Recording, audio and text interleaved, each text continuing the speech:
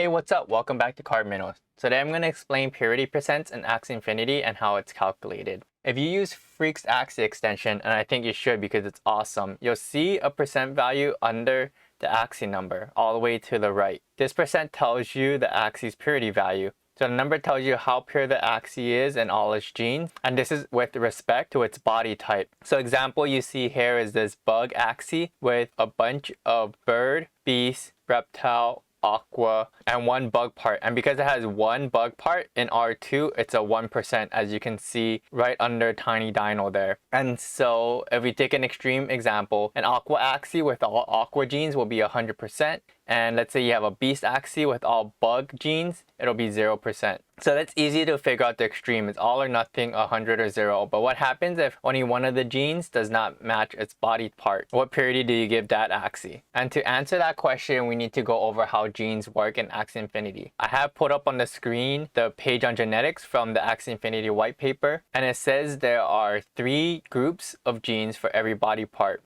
So those 3 are the dominant, recessive, and minor recessive, or as they label it, D, R1, and R2. And so the dominant gene, the one in D, is what shows up in the Axie's part. For example, this Axie has clamshell in the D, so that's why clamshell is showing up on the picture and would be in the Axie's cards. So the other genes, R1 and R2, lie in the background but have a chance of affecting the offspring from breeding. The percentage of each gene showing up in the offspring from each parent is shown on the screen and is as follows. So dominant or D is 37.5%, recessive R1 is 9.375%, and minor recessive R2 is 3.125%. So if you add all this up, this is 50%. And from 2 parents, that adds 100%, and that makes up all the possibilities of genes that an offspring can have. So now that we have a little background on the genes, we can get into how we calculate purity as is shown in the extension, and also how breeders talk about it in the community. So to get the purity, we have to divide the 3 groups of genes by 3 because there are 3 groups. So that means that for dominant or D, that's 37.5 divided by 3 comes out to 12.5, and we'll round it out to 12 for a nice round number. The same for R1, if we divide that by 3, we'll get around 3, and for R2, we'll get around 1. Okay, so now that we know how each gene group affects the purity, we just need to count up the amount of bad genes that are in each group and then subtract it from 100. So this sounds a little bit technical, but I have examples coming up that'll hopefully clarify everything. So the first example is this bird. This is a cute little guy. He has little owl, eggshell, pigeon post, and grandma's fan, as you can see in the parts.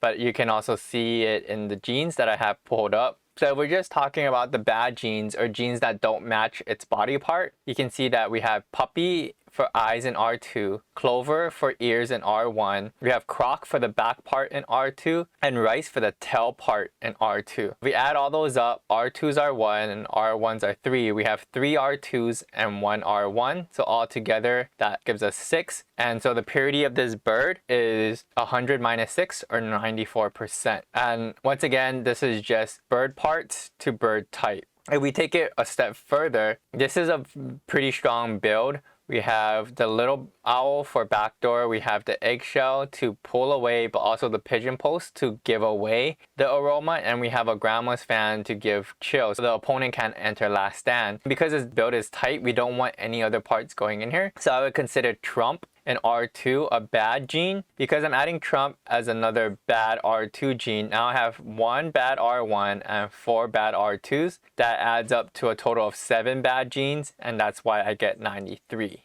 Moving on to my second example, we have a leaf bug plant from the Axie extension, has a 78% purity rate. If we do the math ourselves, we can verify if this 78% is correct. So based on the genes that we see that we have a leaf bug in D1, so that's 12. We have 2 R1s, a side barb and a leaf bug, so that would be 6 total. And we have 3 R2s, the earwing, the leaf bug, and the goldfish.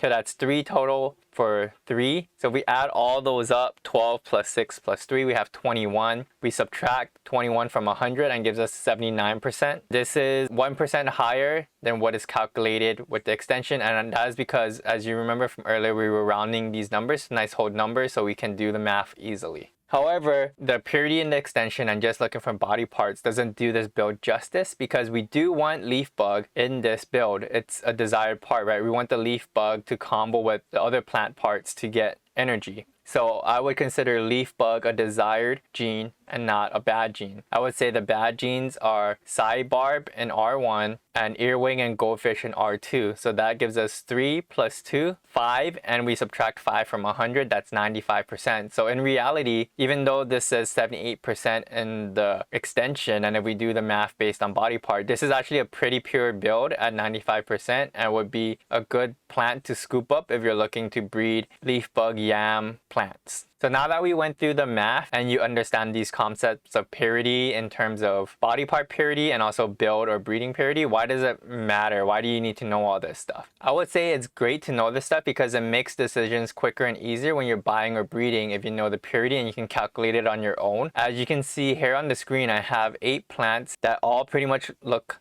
similar and they have the percent purity on the screen from the extension, but as we just saw with the example, you don't know which ones are good and which ones are bad for breeding without looking at all the genes and then doing the breed purity versus just the purity based on the body parts. I just talked a lot about high purity. So why does high purity matter? The higher the purity of the build equals a better result from breeding. And this is based on the percentages given in the white paper. And in general, breeders like to stick to 95% purity or more to get the best results and kind of eliminate mutations or having bad gene pools in their farms. So I put the percentages from the white paper into a spreadsheet and made a quick calculation of why percent purity and high purity matters.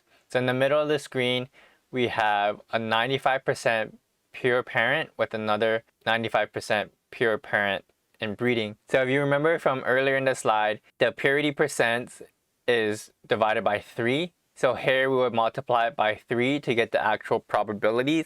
So I have an R1, which is 9% in the eyes, and an R2 in the horn and tails for parent number 1. So that equals 15%. We divide it by 3, that's a 5% purity mark off. And so 100 minus 5 is where you get the 95 from. And the same thing in parent 2. I have an R1 in the mouth and an R2 in the horn and tail for my 15%. In the offspring desired parts probability, the second part of this spreadsheet, I put the probabilities of an offspring getting the desired part, and for the target I just multiplied each probability together, and for the mutt I just took 100% minus the target. So as you can see, from 95% pure with a 95% pure, there's a 73% chance of hitting your target with 27% chance that one of the undesired parts from the eyes, horn, tail, or mouth will show up. I did the same thing with a 90% pure, so this would be 10% unpure, and if you multiply by 3, that would be 30% probability in each of the parents. So here I spread it out. In the parent 1, you have an R1 of bad genes in the eyes and ears, and an R2 in the rest, the mouth, the horn, the back, and the tail. If you add that all up, that equals 30%. For parent 2, I concentrated it. So in the back and mouth, you have both an R1 and R2 that's undesirable, and you have an R2 in the horn and tail, and once again, this equals 30%. And when you multiply all the desired parts together, you get a 50% chance of hitting the target and a 47% of hitting a mutt. So that's pretty much half the time you're gonna hit what you want and half the time you're gonna hit something you don't want. Whereas from the 95% pure, that's 3/4 of the time you're gonna hit something good, and 1/4 of the time you hit something bad. So I think you see from these percentages why the community likes to lean towards 95% pure or more, just to make sure that about 3/4 of the time they hit their target and they're not counting on chance with the 50-50 of a 90%. That is not to say that it's not worth it to breed when it's 90% or less, as there are some situations with certain builds, let's say you hit something, it's 50-50, but if you do hit it, it's worth a lot, then definitely it's worth it. And even though there might not be as high of a chance of getting what you want. Before we end the video, I do want to give a shout out to some of these amazing resources out there. So the first one is Elite Breeders Club, and they put out a great article on how to calculate breeding. So I definitely recommend you check it out if you want to learn more about this. The second one is LAMP's Axie data spreadsheet on Google Sheets. LAMP has a cool little calculator in there where you can put in the amount of desired parts for the D, the R1, and the R2, and it'll spit out the percent for you if you don't want to do the math yourself. There's also a breeding calculator in there and some other cool, useful spreadsheets. And the last one is, I gotta plug myself a little bit. I will put up a link to the breeding calculator that I used to come up with those percentages that you saw in the last slide. And I also have expected values in there and also converters and things like that that I use basically every time I breed. Thanks for watching, everyone. If you want more Axie Infinity tools and tips, please check out this video on my top 5 Axie tools.